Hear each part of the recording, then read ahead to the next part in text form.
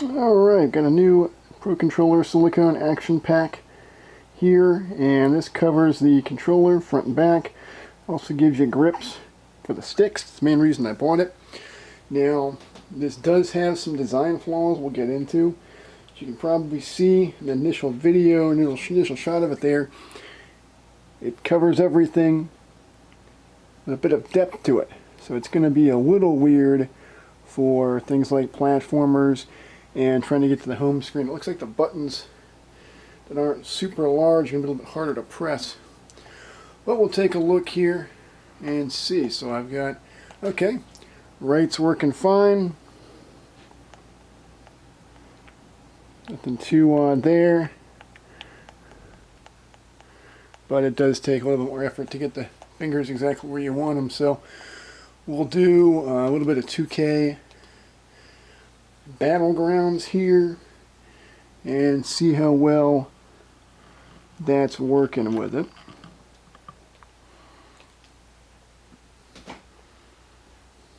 And luckily this game didn't have too much in the way of loading and all that kind of good stuff. I'm actually kind of surprised how good this looks just shooting the camera at this. It's not too bad. I was actually playing some Sydney Hunter with the Pro Controller last night. I was quite impressed with that game actually. But this one, I'm going to see how well it controls using this. And I'll do a steel cage match, and it'll actually give me a chance to show off how much better it is to play a cage match on this controller, because the triggers have no analog. So the downside for a racing game, of course, is you really can't use that. But it is fantastic. See, I definitely don't want to do that. Yeah, I don't want to do the campaign on this. We'll do a one-on-one steel cage match. And I don't really care what we go into here. I just want to show it off. And I'll play some Sydney Hunter. There we go. It's Tozawa versus Austin. Match for the ages. That's funny. I could actually, in theory... Oh, I got a big smear on the lower left I need to clean. Probably should have cleaned the screen before doing this. Oh well, whatever.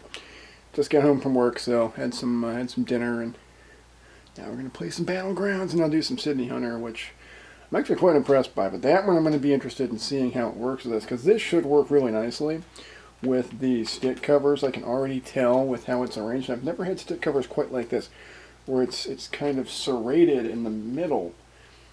So it still feels really grippy though. I like that a lot.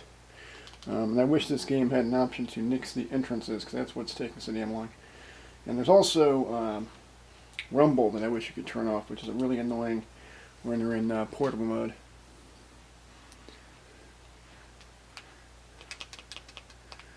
But yeah, it works pretty nicely. It's not, yeah, the D-pad, pretty good.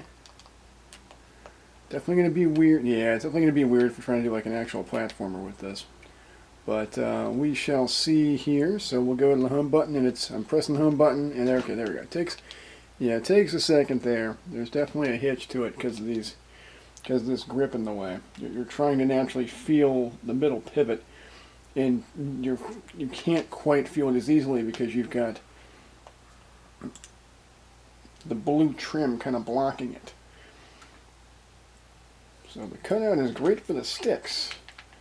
It's fine for that. It's actually fine for your face buttons as well, but it's not good for the individual buttons, because there it is. I'm pressing the home button and it's not coming up, not coming up. Now it's coming up. You got to give it a really firm press. But show off some Sydney Hunter here. Played this a bit last night. Got this for $1. And so on a cheap-ass gamer, I was like, you know what? That seems interesting. I like a good platformer, and this looks pretty fun. It is an exploration-based platform. You do a lot of exploring your environment, making sure that you don't leave a stone unturned. Ironically, I just did, because I could have whipped something in the corner there, and I missed. Get hit by something. Oh well. But yeah, actually it's not as bad as I thought it would be for the D-pad. Left to right feels natural.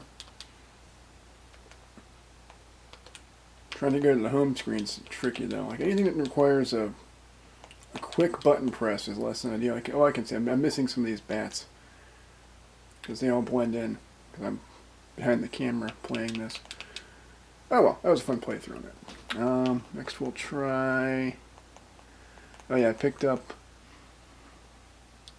Super Punch Patrol. It's by the makers of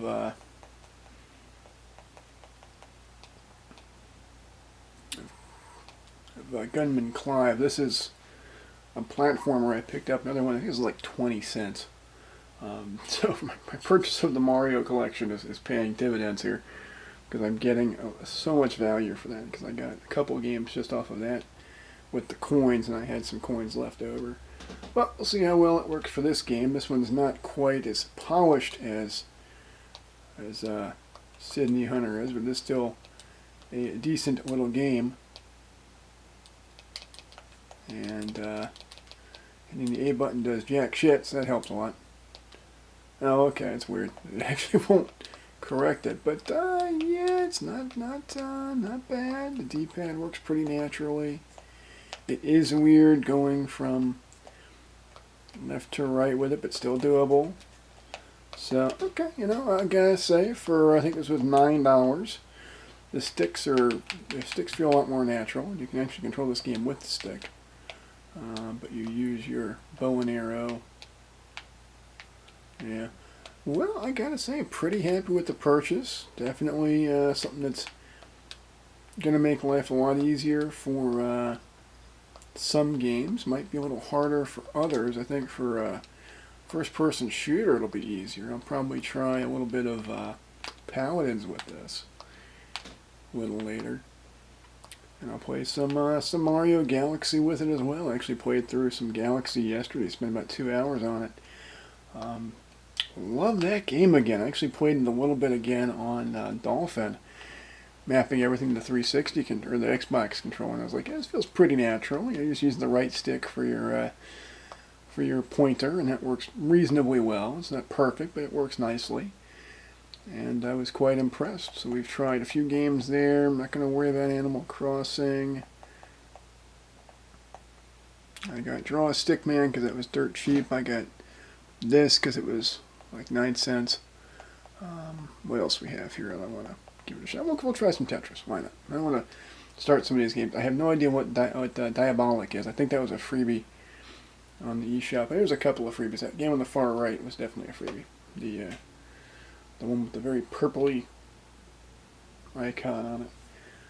But I'm digging this thing so far. It's not perfect. I don't like the D-pad as much with it, but I can see myself getting used to it. The home button bugs me. The capture button, okay, that one actually works pretty quickly. The home button just requires more of a press, whereas the capture button's right away. Plus and minus are fine. Just that home button, so it could just be a positioning thing on there. But it just kind of drags down ever so slightly when you install the grip. But it feels comfortable. Like the hand grip part of it's really good. So I like that quite a bit. Yeah, that'll about do it for this. Should have done offline, but I will. And yeah, I'll be doing more Battleground streaming for the PS4 version. I got some good response on Twitter for the campaign, which is hilarious. And yeah, that'll about do it for right now, guys. Have a great day.